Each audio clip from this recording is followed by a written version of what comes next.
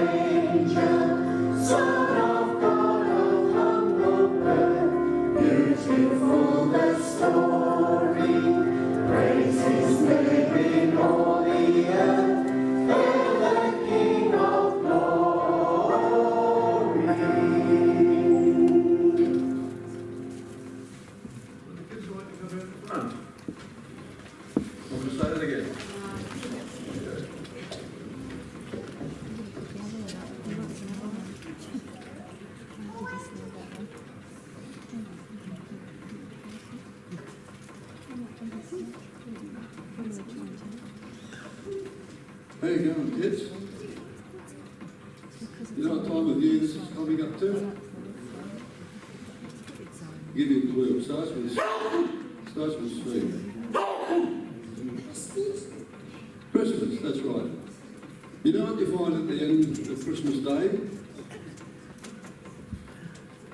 The letter Y.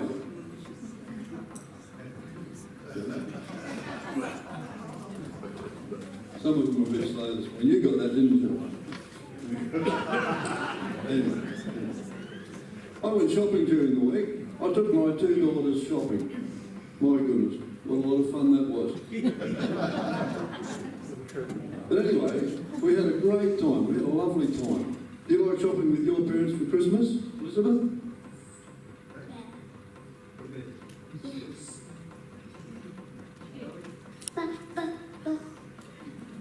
I'll take that as a yes. Okay. Right, and I was thinking, what would I buy a close friend of mine? What would you buy a close friend of yours?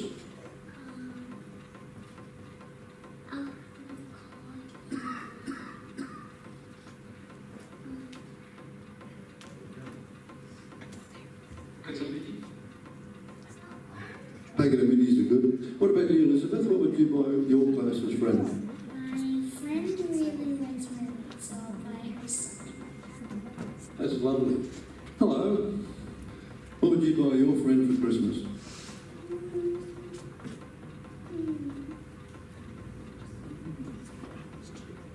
Packet of mms and mms, eh?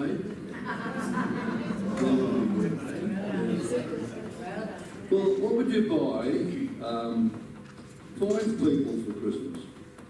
Do you have any idea? What would you buy 5 people for Christmas? Some shirts and things? What about you?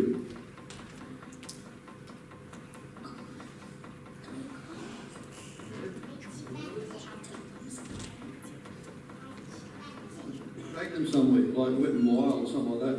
Yeah, that's great fun, isn't it? Not that I've ever been there. But what would you buy 100 people for Christmas? If you had plenty of money, what would you buy 100 people for Christmas?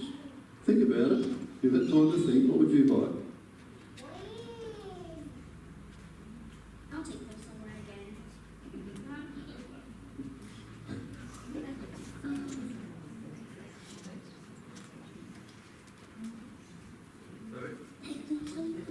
You're both going to take them somewhere. What would you buy 100 people for Christmas?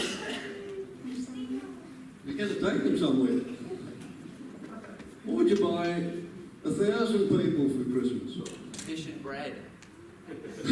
What was that? Fish and bread. Fish and bread. That's 5,000. That was 5,000, 4,000. But what would you take, what would you give the whole world for Christmas?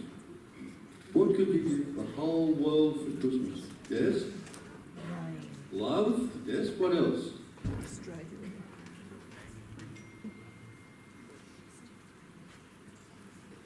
It's a hard one, isn't it? God had this puzzle to deal with, because everybody was not so good down here. So he sent us a gift. You know what that gift was? Sorry? His son, that's right. So this Christmas, when you give your present, whoever you give it to, remember that God had to give a present to, and he gave his son. So off to Sunday school now. We call it Sunday school. Kids' church. Silly mate. Let's just pray for these little ones as they go out. Dear Heavenly Father, we thank you so much for the love and joy that these young ones bring us. Help them, Lord, as they work their way through this Christmas season with so much on and so much to do. Let them keep you in mind, Lord, in Jesus' name. Amen. Now, announcements. On the 15th of December, can anybody tell me when the 15th of December is? Next Sunday. Day after the 14th. A little bit, yes, a little bit more information. It's the best day ever, nearly. So the 16th. Maybe I could simplify the question. It's the triple C. No, the 4 C's. 7 C's? Am I back on again? Well, on the 15th of December, we're having a combined churches luncheon. Right? Our church is providing everything for the other churches. They don't have to bring a sausage. Actually, we're providing sausages. But don't feel left out, as some double salads are required to help us out. So if you could bring a double salad, that would be good. There was an offering box in the foyer, not for the double salads, by the way, but for those wanting to contribute to the work of this church. And on the 19th of December, live Christmas special is on, and both bands will be performing. After church today, there's a prayer time. So after you've had your cup of tea, come into the hall here and or the auditorium, and we'll have a prayer time. Susan looks after that. And most importantly, On Christmas Day, if you turn up here at 10 o'clock, you're going to be too late. It starts at 9 o'clock. So see if you can remember that. 9 o'clock, Christmas Day. Right.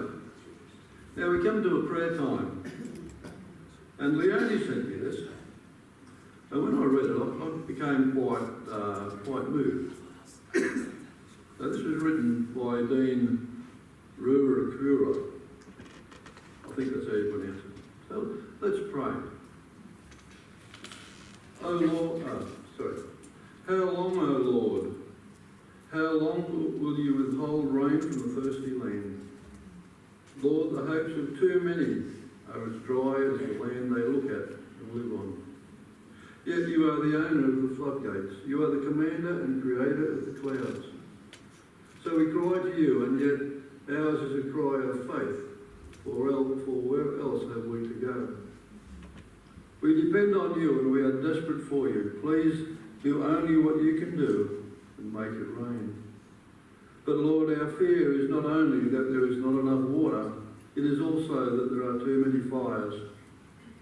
Please, Lord, as you quench the thirst of the soil, also quench the fury of the flames.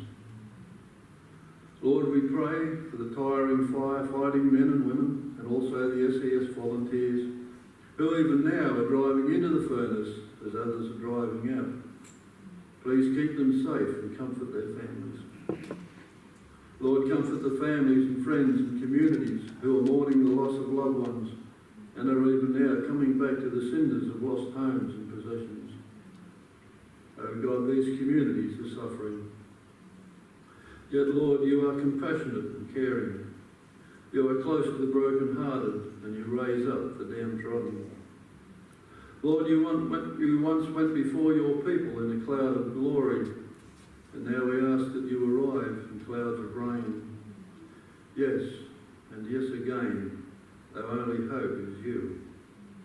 Hear our cries. Maybe they have been slow in coming, but God, history tells us that the slowness of your people does not diminish the swiftness of your loving kindness and mercy. So we ask for your mercy once again. Mercy so that the land can be healed. Mercy so that the emergency can be withstood. Mercy so that the grieving cannot be without hope. And mercy so that Australia might know that you are God and there is no other. Amen. Please join with us as we sing our next song.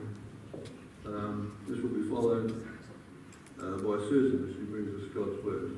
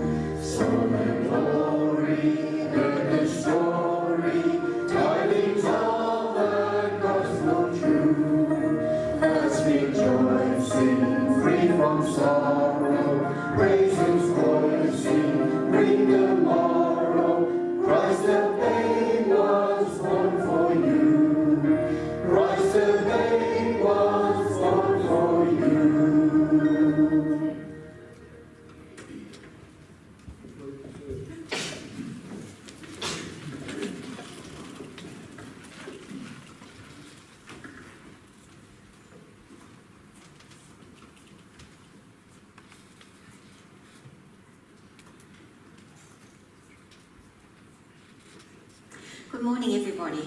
Morning. Do you think think that Jesus was out to shock people when he said, unless your righteousness surpasses that of the Pharisees and the teachers of the law, you will not enter the kingdom of heaven? Was he out to shock them? Yes. It is shocking, isn't it? What if your righteousness doesn't surpass that of the Pharisees and the scribes? It's a pretty serious consequence. Nobody wants to be excluded from the kingdom of heaven. Well, how can you be more righteous than the Pharisees? That's our question for today. Do you remember the story that Jesus told about the Pharisee and the tax collector? It's in Luke chapter 18. Because Luke adds a little editorial comment at the beginning of the story about the Pharisee and the scribe. The editorial comment is this. He says, Jesus was speaking to the Pharisees who were confident of their own righteousness and looked down on other people. That's what Luke says. So that kind of gives us a definition, doesn't it, of what it meant to be more righteous than the Pharisees. It's got something to do with not being self-confident about your own righteousness. It's got something to do with not looking down on other people. So, how can you be more righteous than the Pharisee? Then we need to understand what it means to be more righteous. And thinking we know it isn't enough. That's one of the errors of the Pharisees, actually, isn't it? Knowing it isn't enough. We have to do it too. We have to act on it.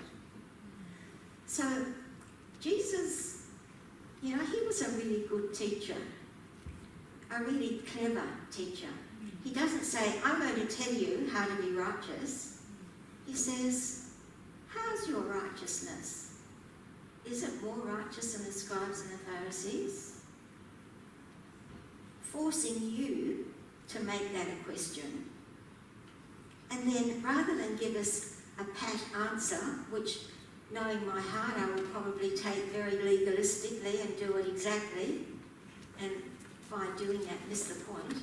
Instead of doing that, Jesus gives us 6 little vignettes or 6 little stories that describe for us what that righteousness means. So, today we're going to be looking at reconciliation. That's the first of these 6 little stories.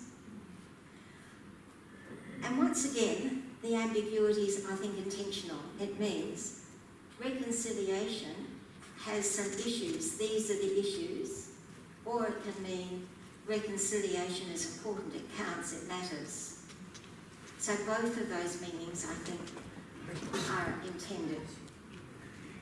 So today, reconciliation.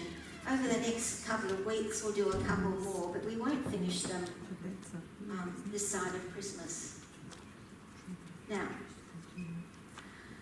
suppose for a minute that you have a really irritating neighbour. He loves loud music, and he loves it all the time. You, on the other hand, like peace and quiet. Your neighbour plays his loud music all the time. He plays it early in the morning when he gets up. He plays it in the middle of the day for his lunch. He plays it at night. He plays it late at night when the rest of the world's trying to sleep. He plays it in the early hours of the morning, when sleep's impossible and you're sitting there with cotton wool in your ears, feeling very cross. So you explain to him how you feel about his music. You explain loudly and clearly. You explain to your other neighbours how you feel about his music. You explain to the policemen who come to see what's going on. You explain to the people behind you in the shopping centre queue. You explain exactly how you feel. How is it? How do you feel? You feel pretty angry, don't you? You feel pretty angry. How do you express that? Well, people express anger in lots of different ways. Top of the picture over here is that loud, infuriating, yelling type of anger. There's the cold-shouldered type of anger, and you're reading ahead, aren't you? This is my little touch of Christmas in today's message. I couldn't get it in anywhere else, but here it is, touch of Christmas. Along the top it says Dasher and Dancer, Prancer and Vixen, Comet and so on, the heads of the reindeer. There's Rudolph, sitting relaxing with a glass of grape juice and a Christmas carol. And underneath the words say, all the other reindeer used to laugh and call him names. That's payback anger. We can express anger in lots of different ways. But one thing we do know is that anger leads to murder. Because the world was only 3 chapters old when we saw that with Cain and Abel. So let's listen to what Jesus says about anger and murder. Thanks, Mary. You have heard it, but it was said to the people long ago, you shall not murder, and anyone who murders is subject to judgment. But I tell you that anyone who is angry with a brother or sister will be subject to judgment. Again, anyone who says to a brother or sister, brother, is answerable to the court. And anyone who says, you fool, will be in danger of the fire of hell. So here we are in verse 21 of Matthew 5, and all 6 of those little stories start off with that same pattern. You have heard that it was said by those of long ago, but I say to you. Probably it's important to recognise that the ordinary follower of Jesus in those days, or the ordinary Jewish person, didn't have access to the scriptures the way we do. They returned from the exile as Aramaic speakers. The scriptures were written in Hebrew. So there was a language barrier. And there was a cost barrier. Most people couldn't afford to have it, so people were dependent on hearing it. So Jesus says, he doesn't say it was written and I'm changing it, because we saw last week that he's not going to change it. What Jesus says, you've heard that it was said. In other words, the Pharisees who read and interpret the law have got it wrong. And I say to you this. Well, what is it he's saying?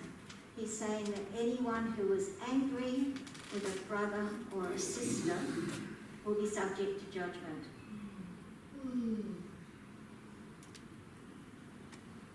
You see, what Jesus has done is he's shifted the crime scene. The crime scene is no longer the dead body lying on the floor that you murdered. Anybody shot or stabbed anybody this week? No? No? Okay. That was the crime scene in the Pharisees' eyes. But Jesus has moved that to the heart. You remember Jeremiah 17:9? It was the second Bible verse I ever was made to learn.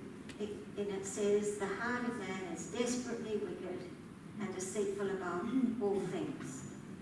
Jesus has moved the crime scene from the dead, murdered body to the anger in your heart. Now, let's see. Here's a free murder, a voucher that entitles you to commit one murder with no legal, social or financial consequence. Well, I can see by your faces you like the idea. What if you could get away with it? Nobody, not even God, would know. Have you ever thought to yourself, I wish he was dead? See, anger slips very easily into murder. And what Jesus does is mount up examples to get his point across. He doesn't just tell us once, he tells us 3 times. He says, see verse 22, but I tell you that anyone who is angry with a brother or sister will be subject to judgment. Secondly, anyone who says to a brother or sister, Raka, that's an Aramaic insult of some kind that doesn't translate very well apparently. Anyone who says Raka is answerable to the court, and anyone who says you fool will be in danger of the hell fire. So, anger, judgment by the local court. Raka, which is like, how silly is that person? I would never do anything as silly as that. I'm scornful, disdainful of someone. Or utter contempt, you fool, which to our ears isn't very very strong, but to Jewish ears it was. It was a very strong way of saying, even God is not interested in you. You're not worth consideration. God's written you off, and so do I. That's the kind of the intent behind the you fool. So Jesus is giving us three different examples, or saying it in three different ways to get his point across. Jesus was a really great teacher. The image that Jesus uses for the fire of hell is this god Moloch. And you see the hole where his belly would be at the bottom of the picture. That was where they threw babies and toddlers. Even God's people threw their babies and their toddlers with drums beating really loudly to drown out the screams as the little one was burned to death, in order to satisfy a pagan god. That's the picture of, it's horrible, isn't it? It's so horrible that you want to move away, and we will. But it's a picture Jesus uses, again, to shock us into understanding how bad hell is, and how very much, therefore, we would want to enter the kingdom of heaven. So we've looked at anger leading to murder. So is anger always wrong? No, you say, you know your Bibles, you know the story. Jesus is doing what? Whereabouts? In the temple, yeah. I always think it's interesting. Jesus didn't say, you guys selling your gear are making it very difficult for people who want to come and make a sacrifice. He didn't say that. He said, you guys are making it very difficult for people to pray. So Jesus was angry in the temple. He was angry with the people who questioned his healing on the Sabbath day. There are a couple of times. In Matthew 23, Jesus even calls the Pharisees, you fools. He was angry with them. Was he inconsistent? No. What's the difference between Jesus' kind of anger and the anger that probably most of us experience? What's the difference? Yes, spot on. Jesus' anger is righteous anger. In other words, Jesus is not angry because he's offended. Jesus is angry because there is some sin or some injustice that is making it hard for people to love and obey God. Jesus is angry not because he himself has been offended as a man, as a person. He's angry because there's been some sin or injustice that makes it hard for people to love and obey God. In fact, when Jesus himself was attacked, 1 Peter tells us when they hurled their insults at him, he did not retaliate. When he suffered, he made no threats. Instead, he entrusted himself to one, or to him, who judges justly. Jesus took it. He didn't retaliate. He didn't murder in response. When it was Jesus himself that was attacked, Peter tells us he made no threats. Paul says something similar for us too, doesn't he? He says, look, there will be times when you're angry, and that might be, as Georgina said, that might be righteous anger. In your anger, do not sin. He's not saying don't get angry. He's saying when you do, don't sin. Don't let the sun go down while you're still angry, and don't give the devil a foothold, because it's when you sin with your anger that you do give the devil a foothold. So all anger is not wrong. So let's hear a bit more, Mary, please, of what Jesus says. Therefore, if you are offering your gift at the altar, and there remember that your brother or sister has something against you, leave your gift there in front of the altar. First go and reconcile to them, then come and offer your gift. Settle matters quickly with your adversary who is taking you to court. Do it while you are still together on the way, or your adversary may hand you over to the judge, and the judge may hand you over to the officer, and you may be thrown into prison. Truly I tell you, you will not get out until you have paid the last penny. So Jesus says, if you're on your way to the temple, or if you're on your way to court, and your brother or sister has something against you, then you need to do something about it. This is from Matthew, a bit further on than where we are in our study this morning, from Matthew 18. And verse 15 starts, if your brother or sister sins, go and point out their fault. Who was at fault in Matthew 5? You were. Who's at fault here? Our brother and sister. Yeah. Let's have a look at it. In Matthew 5, who sinned? You have. In Matthew 18, who sinned? Someone else has sinned. But this is what's interesting. In both cases, what should you do?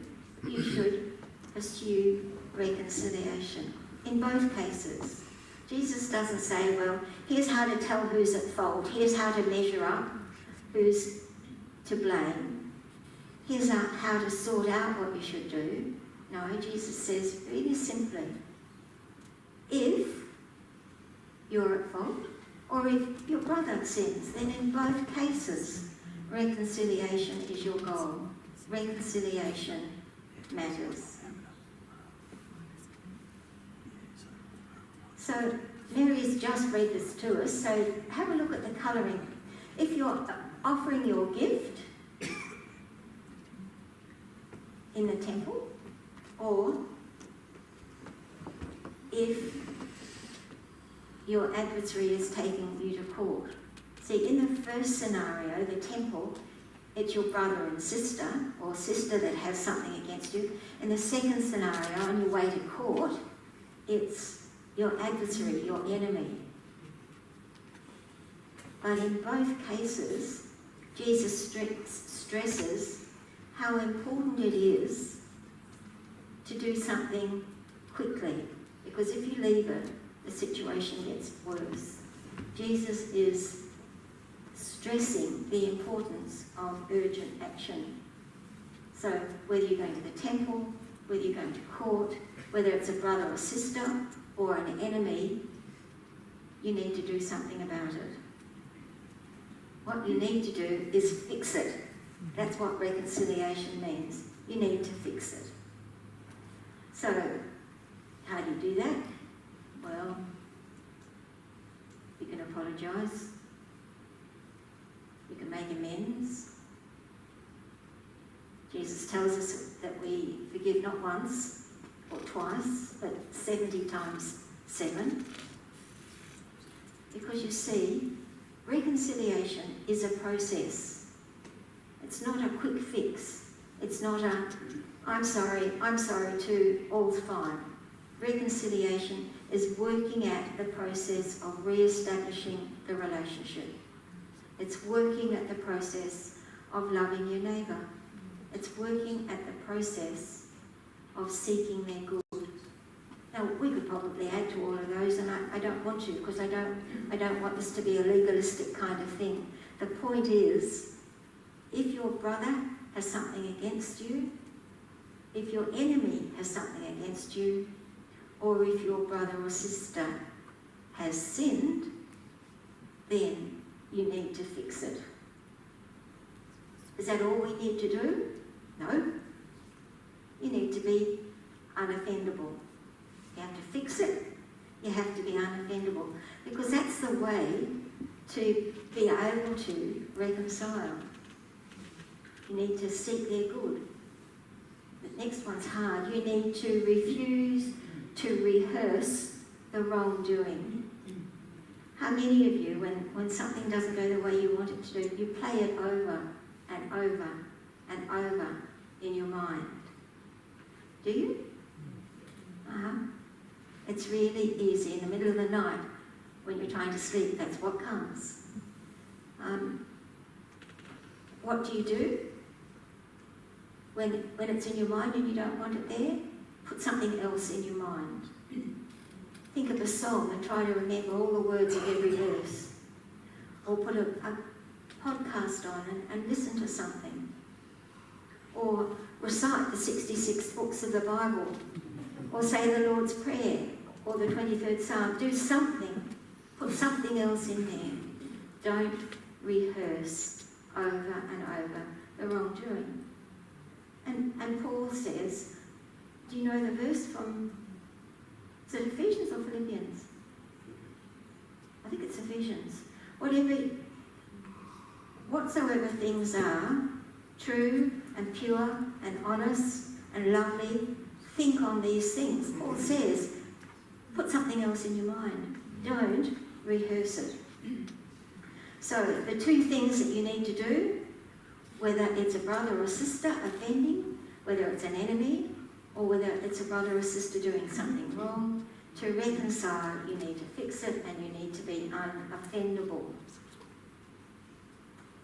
Because reconciliation matters. Now, is there ever a time when you should not pursue reconciliation? Is there ever a time when all that I've said this morning is wrong, when you should say goodbye? Okay. I'm going to give you a minute to turn to the person beside you and see what kind of an answer you give to that. Is there ever a time when you don't need to pursue reconciliation?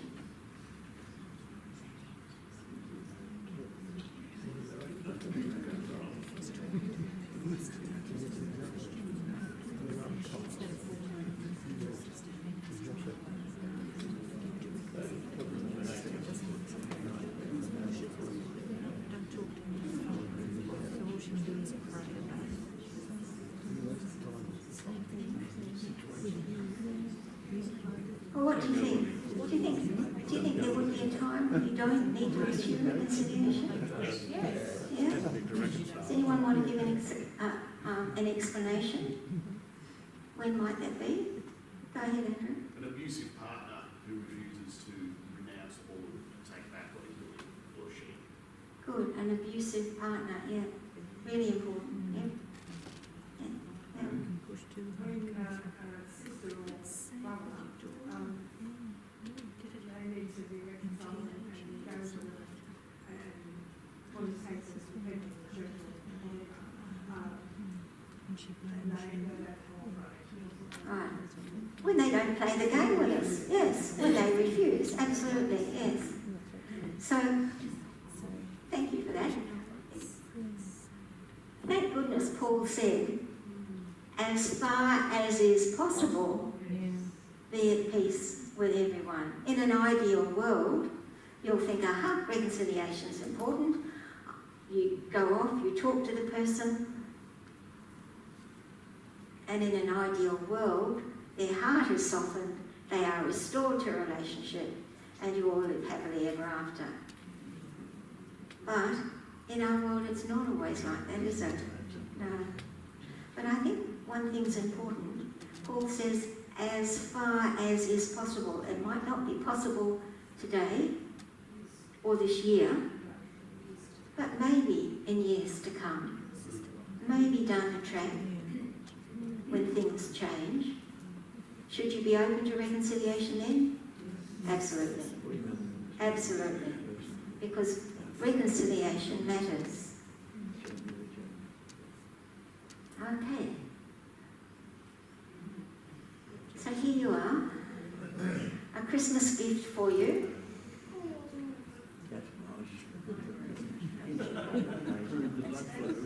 Can you read the little writing, or is it too small? Can you read it? So it relieves tension, improves blood flow, reduces stress, it's non-polluting, I hope, helps self-esteem, it generates goodwill. It's absolutely no cost, no batteries required, it's non-taxable, it's silent, it's extremely personal, and it's fully returnable. Reconciliation is fully returnable. Reconciliation matters. So there we are. That's the first of the 6 little scenarios that Jesus gives us to explain how your righteousness should be greater than the righteousness of the scribes and the Pharisees. It's by having a right heart. It's by pursuing reconciliation in 2 ways: fixing it and being unoffendable. So let's ask God to help us with that. Heavenly Father, we want to thank you for your word. We want to thank you for the way it teaches us how to get on with one another. And we want to thank you for the way it teaches us how to enter the kingdom of heaven. And so, Father, help us to fix it and help us to be unoffendable especially as the Christmas season approaches, when relationships are sometimes fraught. And so, Father, we put ourselves in your hands, knowing that you are a good and holy God and will help us in this. We pray in Jesus' name. Amen. I have a little frame at home that sits on my wall in the corner, and it says, "Need a hug." See? So whenever my grandchildren come, I always go and stand under it. One day, the first time actually, I stood there and nothing happened. And I said, "Can't you read?" And I pointed to the sign on the wall, and my little Maya, my granddaughter, she says, "We couldn't see it, your head was in the road."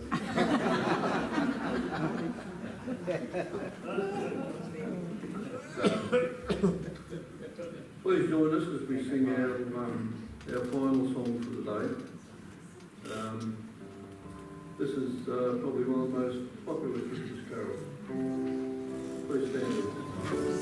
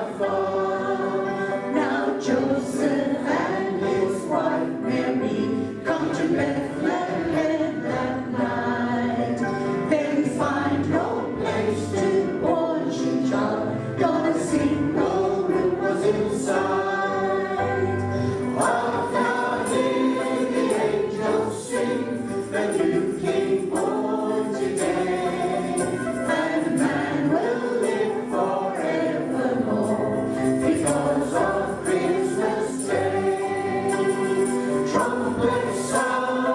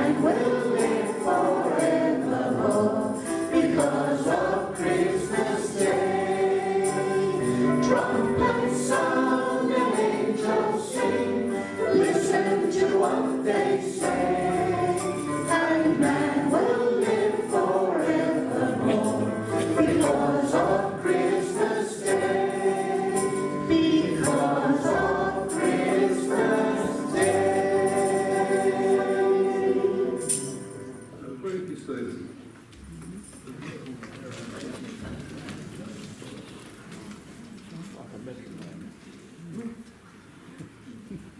There's a beautiful legend that's never been told.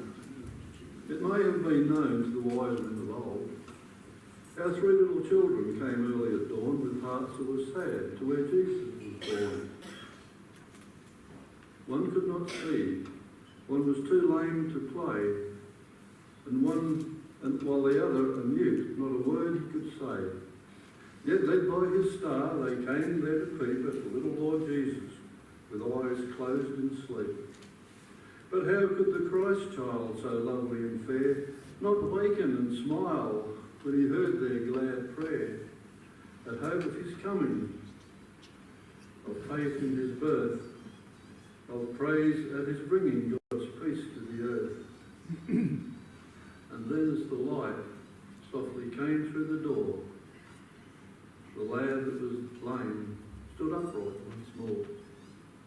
The boy that was mute started sweetly to sing, while the child that was blind looked with joy on the King.